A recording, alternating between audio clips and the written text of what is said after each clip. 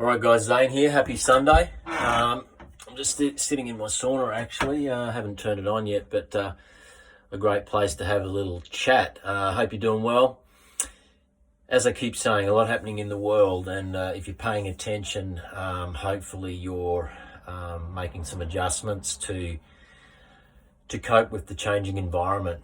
There's a lot that's outside of our control right now, but there are also many things that we can do individually to get ourselves in the best frame of mind mentally, physically, spiritually, emotionally, and even financially as well. I guess for me, the thing that keeps coming up is that, what's this country going to look like for the next generation? We've been through 50, 60 years of incredible prosperity, following, a couple of world wars. Things were different for our grandparents, and then since that time, we've had pretty much nothing but good times. And we're coming to the end right now of a 50-year monetary experiment known as fiat currency.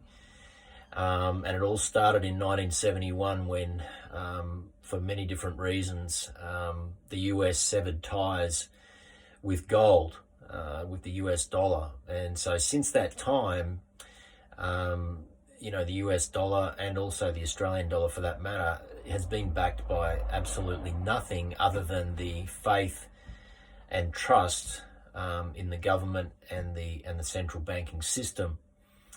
So most people don't realise how significant this is, and the part that this is playing in behind this Trojan horse, this cover story, which is the health crisis, which is really just the lead into what they really are trying to do, which is the great reset, the new world order, a total shift to centralised digital monetary system.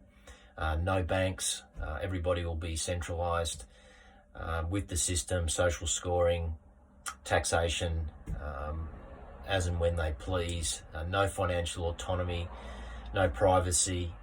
And so it's a pretty scary world when you consider all of that and the way that they're going to use it as a mechanism to control the people. And when you consider that in a democratic society, because I'm not sure about you, but when you start to unpack that and really think about that, it sounds a lot to me like mass surveillance like they have in communist countries like China. So, geographically, we've always been a little bit out of the way, and we've always felt relatively safe as a nation. Australia's just a big island, and we've been relatively safe for several decades, but all of that's about to change. And we have a very aggressive communist regime in our region, the CCP, and they've just gone from strength to strength to strength in the last 20 years in terms of their military might. And so it poses a real threat to our nation, our sovereignty, our livelihood, everything that we know that this country stands for, and for our kids moving forward as well. And we cannot underestimate the impact that the unelected installed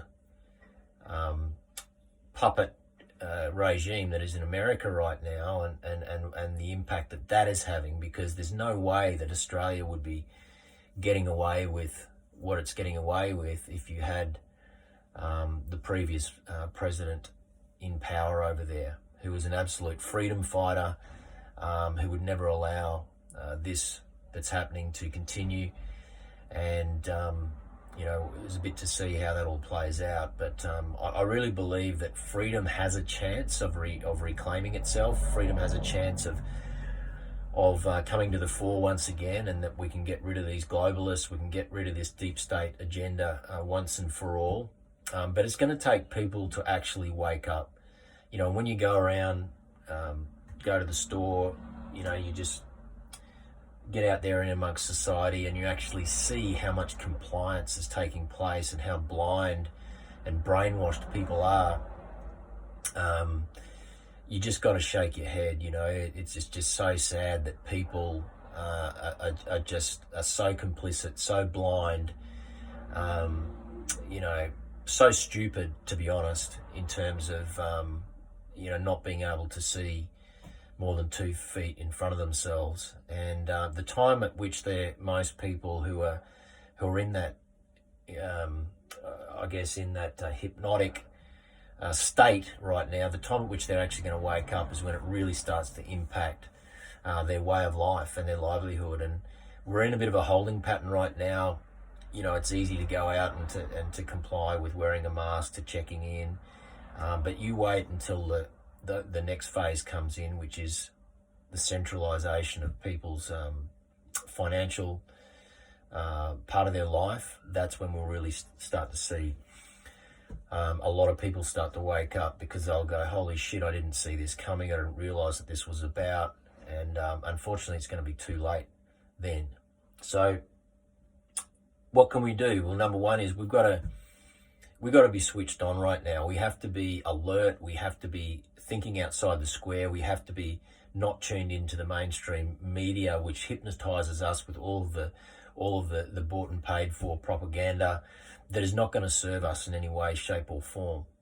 And the more you hypnotize yourself with those lies, the more you fall into the trap of just going with the agenda, and that's what they want, that's what they're pushing, and that's what they're counting on. And so if you step away from that and you start to educate yourself on what's really going on, all of a sudden you realize, hey, what can I do? There's something that I need to or steps I need to take to start protecting myself and my family. So, I can't stress enough how important it is to use this time right now, this small window of opportunity that we have, to take stock of where you're at, to start taking steps to getting prepared, protecting yourself, because once this economic shift takes place and this economy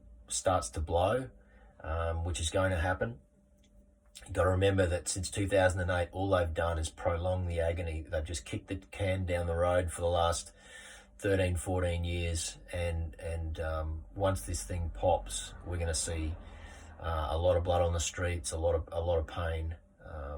And that's when people will really start to wake up, once it starts to impact their livelihood. So get educated, protect yourself financially, get some of your assets outside the system, look into cryptocurrency, educate yourself in that department, and have security, have food, have water, and be strong in your mental state, be strong in your physical body, because you're going to need to be able to resist what's coming, if you want to protect the freedoms for yourself, your family, and this country, and that of the next generation as well. So freedom can be ours. We need to have faith, but we also need to be smart, and we need to be taking steps right now. The more we're passive, the more we just complicit, the more that we can basically kiss goodbye our way of life as we know it. So if you can't see that right now, I feel sorry for you. But hopefully you'll wake up before it's too late, and that's really what's going to be the crossroads moment, where we have a parallel society where you have people swept up in this socialist system, and then you have those who have opted out and have chosen a different path. So guys, if you're not already, get with the program. Have a great Sunday, and I look forward to seeing you in the next video. Take care, and I'll see you soon. Bye.